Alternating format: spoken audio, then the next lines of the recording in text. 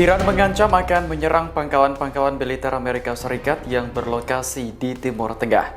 Ancaman ini kembali muncul setelah Pentagon mengebom fasilitas nuklir Iran pada Minggu dini hari waktu setempat. Dikutip dari Anadolu Agency, Ali Akbar Velayati, penasihat senior pemimpin tertinggi Iran, Ali Khamenei menegaskan bahwa negaranya berhak memberikan respons yang sah. Negara di Timur Tengah yang mengizinkan Amerika menggunakan wilayahnya untuk menyerang Iran juga dianggap sebagai target pembalasan.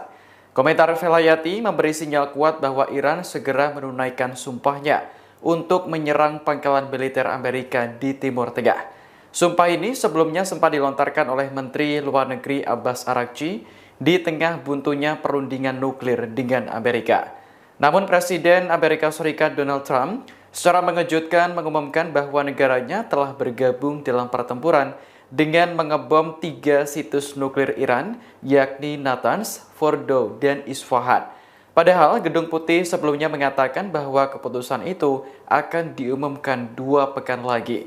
Kini dunia sedang menanti pembalasan apa yang akan diberikan Iran terhadap Amerika.